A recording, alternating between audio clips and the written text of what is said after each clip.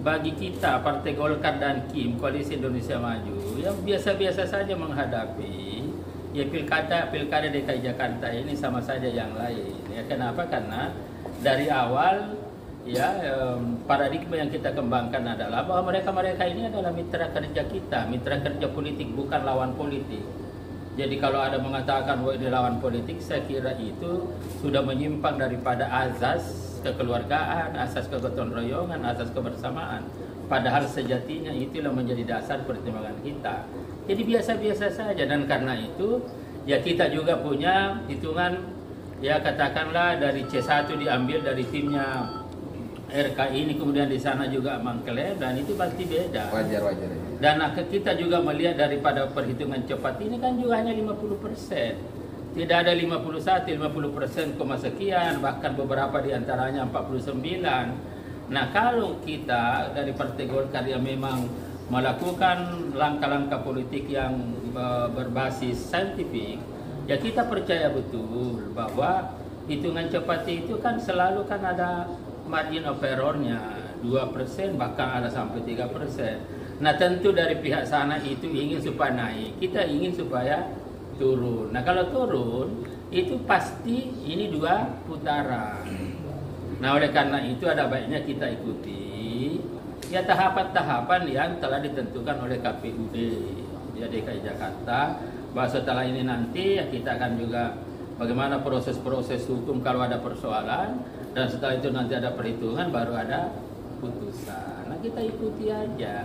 Loh kan kita ini kan mitra semua, jadi nggak usah kayak begitu baru belum menang sudah merasa menang. Nah ini juga bahaya.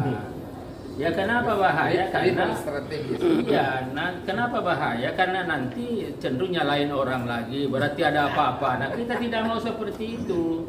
Ya misalkan Jawa Tengah, calon yang didukung oleh Partai Golkar di sana sekarang sudah berapa? 50 sekian, 57, sementara ini tidak. Lalu kemudian ada mengklaim bahwa ini adalah kandang salah satu partai. Nah saya kira karena Golkar itu adalah basisnya adalah saintifik, dukungan dalam dunia, artinya momentumnya tepat gitu loh. Nah ini jadi tidak bisa ada partai yang mengklaim bahwa ini adalah kandang kami. Apabila misalkan ini kita kalah berarti ada yang menghalalkan segala cara. Nah kalau cara-cara berpikir seperti ini tidak lagi dengan cara-cara bersahabat. Padahal dari kita ingin bersahabat, kita ingin asas kekeluargaan, kegotong royongan, toh ini adalah sama. Kita ingin membangun bangsa ini, itu aja. Jadi kan enak kalau begitu. Jadi nggak usah begitu, ini kok sudah kayak menang padahal belum. Nah ini kan juga bisa mancing kan, nggak boleh begitu. Ya toh asasnya udahlah kita keluarga, satu-satu keluarga, kita gotong royong, kita bersama.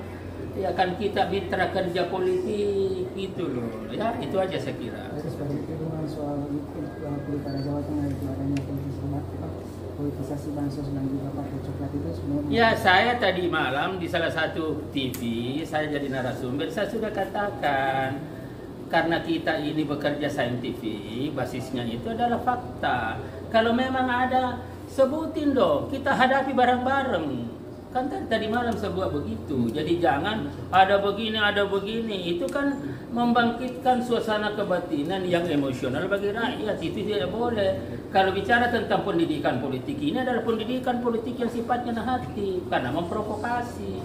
Itu tidak boleh gitu loh. Kalau ada faktanya sebutin, ada proses hukum tuntut, gitu aja. Jadi kan kenapa susah-susah?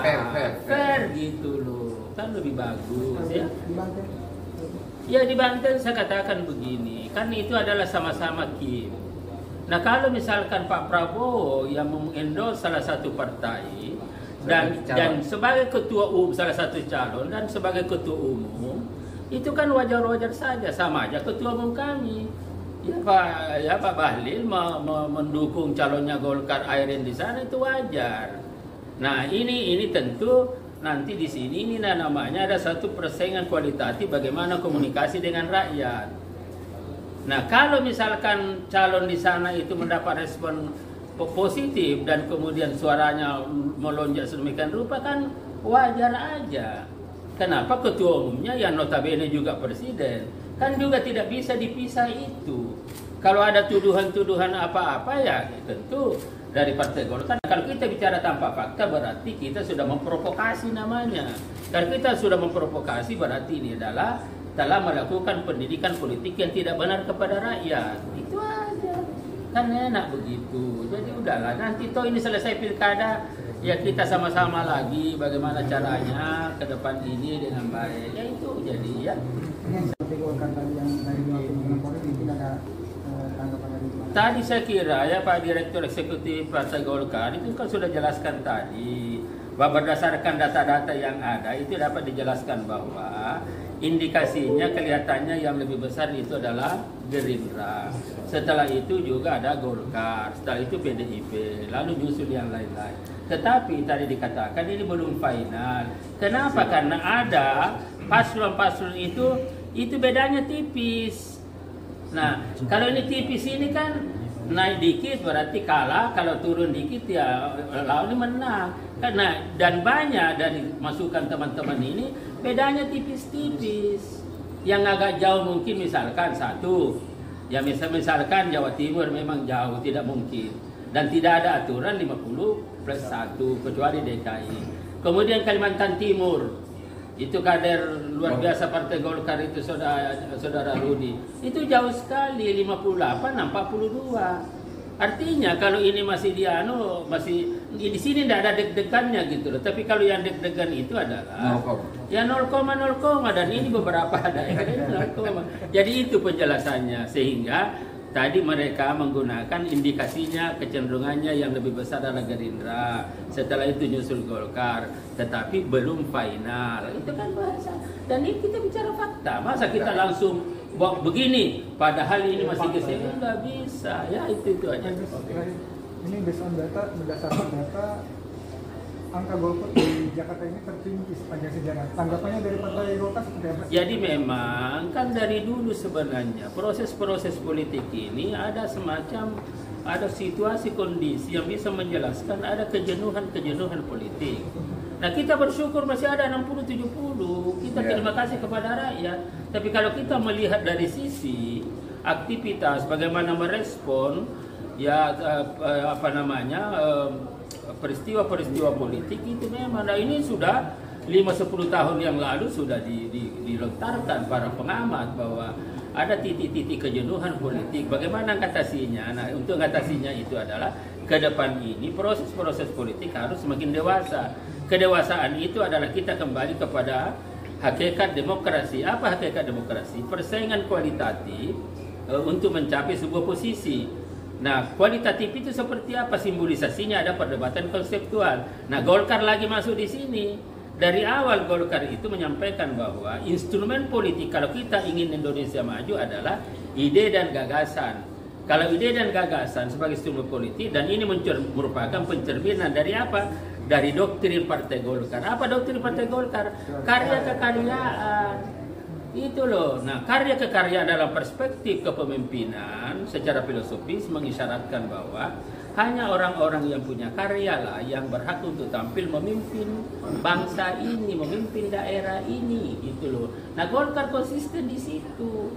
Sehingga ya pilkada ya biasa-biasa aja, enggak usah kayak mau kiamat aja. Ya itu aja saya kira. Terima kasih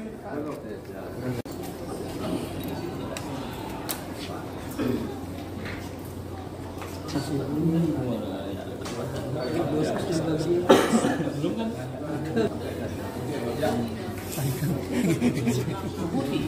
Saya enak di teman-teman